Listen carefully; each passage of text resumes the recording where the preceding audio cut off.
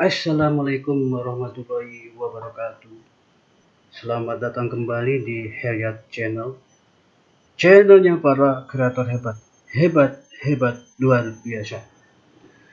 Pada kesempatan kali ini saya akan memberikan semacam pencerahan, motivasi, ide, dan sebagainya tentang isu pendidikan online di Indonesia yang selama ini sedang kita jalani. Saya mengambil judul yaitu Ide Hebat Onlineisasi Pendidikan di Indonesia menurut pendapat Heriat Hidayat SPD. Apa dan bagaimana ke depannya? Dari judul tersebut adalah mengandung ide yang hebat, di mana ide atau gagasan ini dimiliki oleh seseorang. Seseorang yang hebat itu mempunyai ide yang hebat. Seorang jenius, idenya akan ide jenius. Seorang jutawan, idenya akan ide jutawan. Begitu juga seorang misalnya guru, idenya adalah ide hebat. Dan ini menurut pendapat saya. Sekali lagi kajiannya kajian pendapat, karena ini berupa ide yang perlu dicetuskan dan ide perlu dikembangkan dan ide yang perlu diterapkan. Nah, bagaimana kita bisa membangun ide ini menjadi sebuah kenyataan? Harus kita rancang. Sekali lagi harus kita desain, kita rancang dengan baik, dengan matang.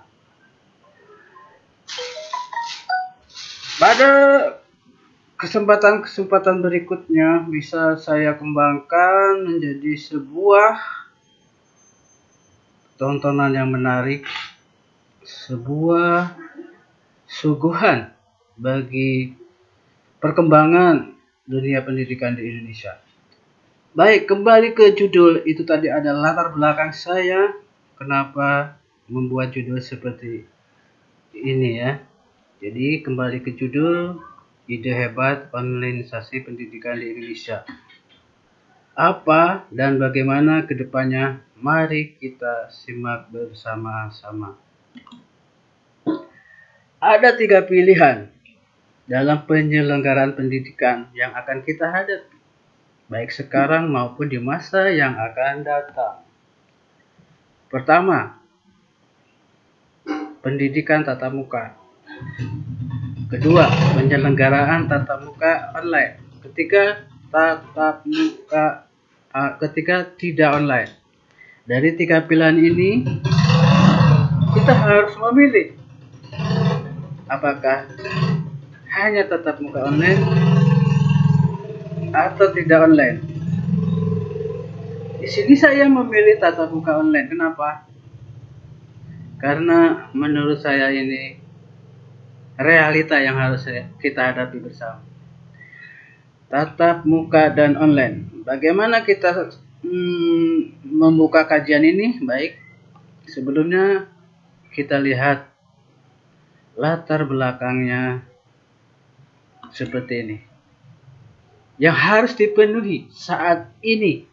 Jadi ini termasuk latar belakang yang melatar belakangi kenapa harus tatap muka dan kenapa juga harus online.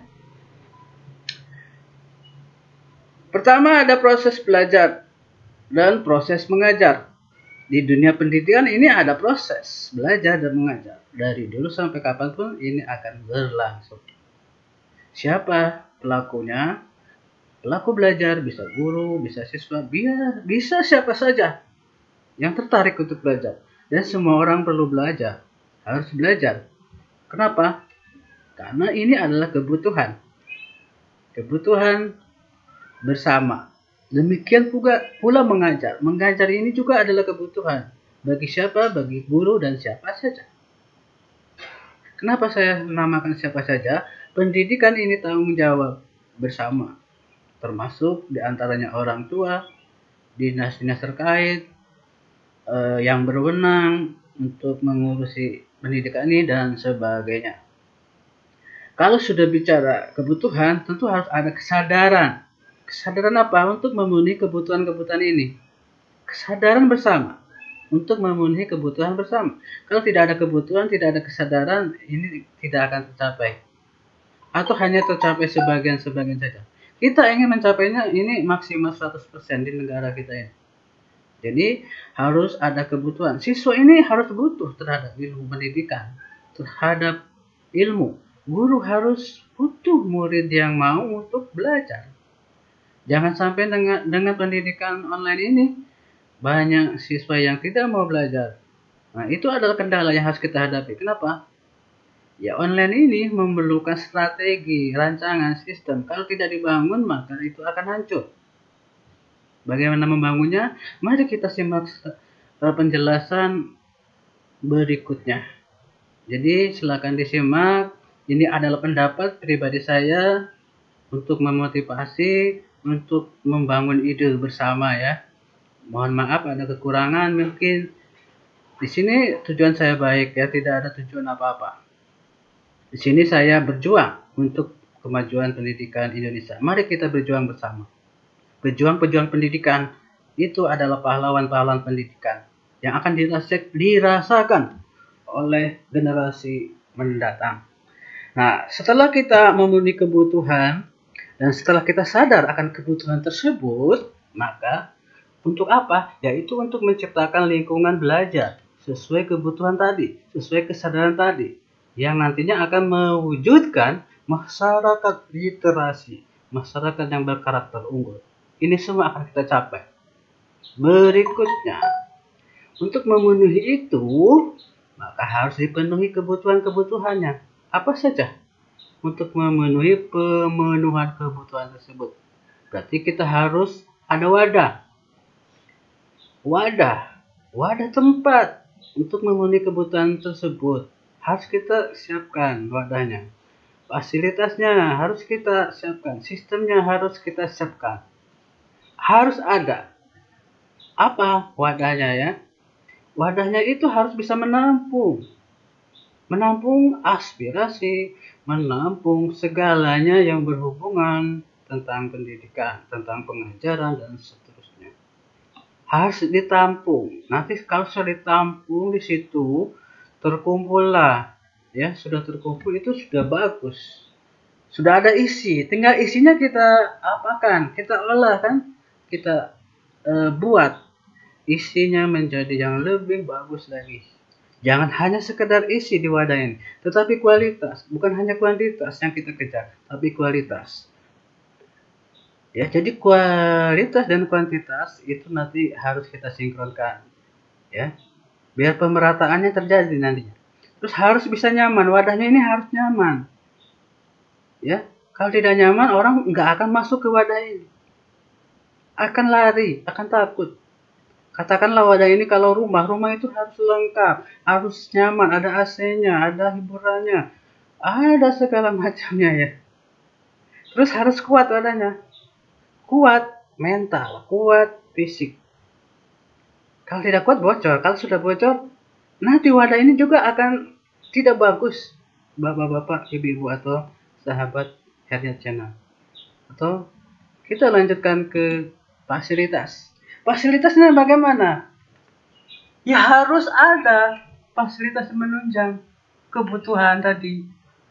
Harus kita sediakan apa saja. Harus bagus. Kalau jelek fasilitasnya, hasilnya ya tentu jelek. Harus lengkap. Sesuai kebutuhan tadi. Kebutuhan apa saja yang diperlukan harus dilengkapi, harus ada. Harus ada. Ada terus. Jangan sekali ada, berikutnya tidak ada. Itu tidak konsisten. Pendidikan harus konsisten karena kita akan membangun karakter bangsa nantinya. Ya. Setelah itu sistemnya ini juga penting. Nah, sistemnya ini harus hebat dan bisa menghebatkan. Tidak perlu hebat saja, tapi bisa menghebatkan. Jadi kalau ada sistem hebat tapi tidak bisa menghebatkan, itu sistemnya belum canggih. Belum benar-benar canggih. Nah, kalau sudah canggih, harus kita amankan, ya, dengan nyaman. sistem sudah canggih, sudah aman, sudah nyaman, nanti enak nantinya. Sistem yang hebat itu, nah ini karena kita membangun pendidikan, maka ini sistem yang hebat yang saya tawarkan atau ide saya di sini nih. Ini pokoknya, ini jantungnya, ini hatinya yang harus ada, jantungnya harus ada, harus mengalir terus di dalam darah semua masyarakat Indonesia, semua rakyat Indonesia. Nah, ini pendidikan untuk menciptakan sistem yang hebat harus ada pelakunya ya. Kalau tidak ada pelakunya, ya percuma sistemnya hebat tapi pelakunya tidak hebat. Maka pelaku-pelaku ini harus kita siapkan dengan cara adanya guru abad 21 berkarakter unggul. Bukan hanya guru abad 21 saja memiliki keterampilan, kompetensi, pengetahuan saja, tetapi karakternya harus unggul. Bukan hanya gurunya saja, muridnya juga harus berkarakter unggul. Ya. Kalau hanya gurunya saja, muridnya tidak, nah itu tidak sinkron nantinya, tidak ada timbal balik. Nah, terakhir saya menawarkan sistem market education abad 21. Harus ada pasar. Sobat Heriat Channel. Kalau tidak ada pasar, mau kita apakan? Harus kita jual pendidikan ini untuk kita dari kita, ya, untuk kita dari kita dan untuk kita. Contohkan saya mencontohkan marketplace. Mungkin Bapak Ibu sudah mengenal marketplace. Banyak sekali. Bagaimana sistemnya? Bagus sekali kan? Di situ ada pembeli, ada penjual, ada distributor, ya, dan seterusnya. Nah, saya inginnya seperti itu, seperti marketplace pendidikan itu. Saya namai market education abad 21. Karena apa? Kita akan menyiapkan generasi untuk bisa bersaing secara globalisasi. Ya. Persaingan bebas. Kita belum masuk ke persaingan bebas di bidang pendidikan. Nanti kalau sudah masuk, apakah kita bisa menghadapinya? Ya tentu bisa kalau kita sekarang siap-siap. Bagaimana caranya? Nah, kita bentuk market education for teacher. Apa itu? Nanti kita bahas. Dan market education for student. Saya singkat MES. Apa itu MED dan MES? Nah, ini Bapak Ibu, Sobat Heriat Channel, market education for teacher, MED. Apa yang terlihat pada gambar? Nah, itu adalah sebuah jaringan. Jaringan ya. Kalau kita lihat jaringan saling terkait. Ini market. Kita bentuk sistem berupa jaringan di mana di jaringan tersebut, ini sebagai contoh saja. Kita sebagai kayaknya teacher ya, guru, harus bisa masuk ke sistem ini semuanya ya. Harus bisa saling sharing apa saja. Produk digital misalnya, harus bisa sharing ilmu pengalaman, harus bisa saling membantu, harus bisa saling ciptakan lingkungan berkarakter unggul ini. Kalau kita ingin berbicara karakter unggul, tapi lingkungan tidak mendukung, itu percuma. Artinya kita mau berenang, tidak ada akhirnya. Atau kita mau, walaupun kita bisa berenang, tapi nggak ada airnya ya, percuma. Kita ingin membentuk karakter, tapi tidak ada lingkungan gitu. Kita suruh murid untuk bagus, kita suruh guru untuk berkarakter, tapi lingkungannya untuk mendukung tidak ada. Maka kita ciptakan lingkungan berkarakter unggul ini dengan market education for teacher. Terserah marketnya, market plan-nya seperti apa. Yang jelas ini gambaran umum, gambaran kasar saja. Nah, di situ ada jaringan-jaringan. Guru, teacher bisa saling berbagi, saling interaksi. Nanti kelihatan di market education itu, guru siapa saja yang jarang bersosialisasi, jarang mengembangkan diri, kelihatan. Ini sistem nanti terlacak oleh PP, ini pengamat, pihak yang berwenang. Bisa guru, bisa orang tua, bisa institusi, lembaga, pemerintah, dan seterusnya. Nanti ini kapanpun publik independen bisa melihat bagaimana sih pasarnya pendidikan Indonesia, keadaannya bagaimana saat ini. Nanti ada aplikasinya di situ. Oh, guru ini penilaiannya bagus, bintang 5 misalnya. Ya. Guru ini produknya banyak. Guru ini bisa membeli juga produk-produk dari guru lain. Nah, guru yang sering banyak menjual, banyak memberi, nah harus kita kasih penghargaan. Berupa apa saja? Harus mengumpulkan poin nantinya. Guru itu mengumpulkan poin penilaian. Ini penilaiannya penilaian benar-benar penilaian sesuai kondisi. Bukan hanya penilaian dibuat-buat. Karena kita hanya membuat penilaian dibuat-buat. Dibuat bagus saja. Tanpa banyak pihak yang melibatkan untuk menilainya. Jadi ini harus dibuat. Performa gurunya bagaimana. Ya.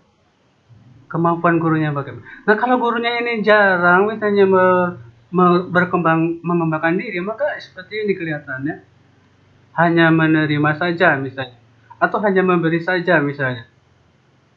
Nah, yang bagus memberi dan menerima timbal balik. Ini nanti akan terjalin kekuatan ya. Sistem jaringan akan menciptakan kekuatan. Itulah hebatnya organisasi pendidikan. Berikutnya, market education for children, MES. Sama siswa juga. Seperti yang teacher alami. Dia akan berbuat dengan sistemnya yang kita ciptakan, lingkungannya, ya, ilmu pengalaman, saling membantu dan lain-lain. Nanti ini dia belajar dari sistem ini, mungkin suatu saat dia akan menjadi guru juga. Nanti seperti inilah. Jadi kebiasaan dari siswa dari kecil ini sudah terbentuk nanti. Budaya. Bisa jadi mereka berhasil di sini, nanti berhasil di kehidupan mendatang. Ada yang jadi pengusaha, bisnismen, dan lain sebagainya. Nah, nanti kelihatan siswa ini malas. Aplikasi nanti terlihat. Siapa saja bisa mengakses. Ya. Misalnya dia mengikuti pelajaran, mengambil materi dari guru mana saja. Dia bisa memilih. Ya, nanti kalau sudah ada interaksi antara MET dan MES. Nah, saling bertemunya karakter unggul MET dan MES. Nah, ini sudah tercampur, sudah bersatu. Bagaimana kalau sudah saling bertemunya karakter unggul antara MET dan MES? Semuanya terlibat, saling silaturahmi, saling menilai, saling menjaga, dan lain-lain. Ya, ini tanggung jawab bersama, berarti ada yang kurang harus ya dibantu. Karena kita tujuannya kan tujuan bersama. Kalau tujuan individu, ya itu gampang. Kalau tujuan bersama sangat susah. Di marketplace, itu hanya memperkaya diri sendiri. Kalau di sini tidak. Di market education, memperkaya semua. Tentunya memperkaya pendidikan dan ilmu. Ya. Berikutnya, endingnya bagaimana?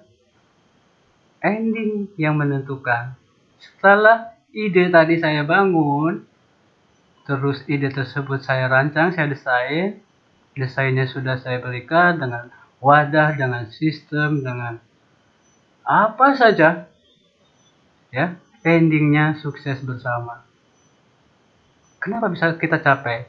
Karena semuanya sudah bagus, sudah mendukung, lingkungan mendukung, sistem mendukung, karakternya sudah unggul. Hebat bukan? Nah iya, emang hebat. Kalau kita otaknya hebat ini, maka apapun bisa jadi hebat. Ya, pintar bersama. Ini bisa tercapai.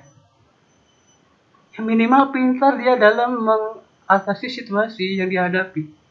Kita ini jarang pintar untuk mensiasati menghadapi situasi yang sedang terjadi. Sekarang sedang terjadi apa? Nah, kita harus bisa pintar bersama mensikapinya, mencegahnya. Ada karakter siswa yang tidak baik, cegah bersama. Lingkungannya bagaimana? Nah, nanti terlacak di sistem itu. Oh, di lingkungan ini, di kota ini, provinsi ini, beginilah sistem pendidikannya. Belum ada pemerataan, ya, pendidikan yang bagus. Dalam arti bagus itu semuanya bagus, karakternya bagus, merata. Nah, kalau sudah sukses, pintar bersama, tentu kita akan bahagia bersama. Dunia dan akhirat ini. Ya. Guru memberi ilmu itu akan menjadi amal. Amal yang tidak pernah terputus sampai kita meninggal, ya.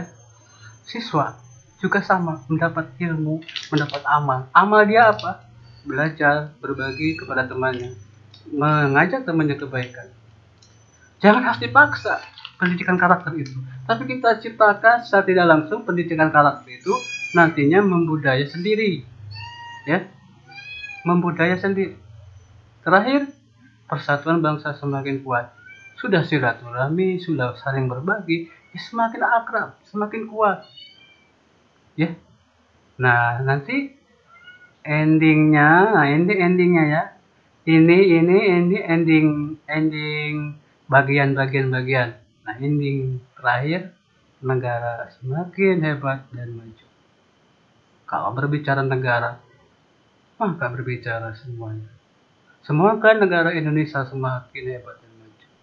Ya, mengejar ketertinggalan, berlari mencapai finish untuk juara pertama, juara di dunia. Karena kita sebetulnya sudah sukses, tinggal lebih sukses lagi. Banyak karakter kita yang unggul, banyak di antara kita yang cerdas, yang hebat. Tinggal kita satukan kehebatan itu, kita samakan persepsi, kita bersatu bersama, bangun pendidikan. Dengan pendidikan, segalanya akan terdidik dari segi spiritualitas, ya, religi, budaya. Nah, budaya bisa kita masukkan, budaya bangsa yang berkarakter. Negara semakin hebat dan maju, ya kita akan makmur dan kaya raya. Karena Indonesia adalah negara yang makmur dan kaya. Terima kasih atas perhatiannya. Silakan dipikirkan, dibangun ide-ide bagus guru-guru atau siapapun di Indonesia, dan sebarkan berita baik ini, kabar baik ini, harapan baik ini bagi Indonesia. Saya ingin terus berlanjut sehingga menjadikan semacam tolak, ya, titik tolak kesadaran bersama, kebutuhan bersama. Dan silakan Bapak Ibu kalau mempunyai komentar pendapat, silakan berbagi di kolom komentar. Ya, yang mau bereaksi dengan video ini silakan bereaksi dengan baik, dengan santun, ya, dengan mendidik. Dan tujuan saya hanya satu, baik bersama. Saya tidak mempunyai tujuan tidak baik, tetapi tujuan baik bersama untuk kebaikan kita bersama. Mohon maaf atas segala kekurangan. Saya akhiri. Wassalamualaikum warahmatullahi wabarakatuh.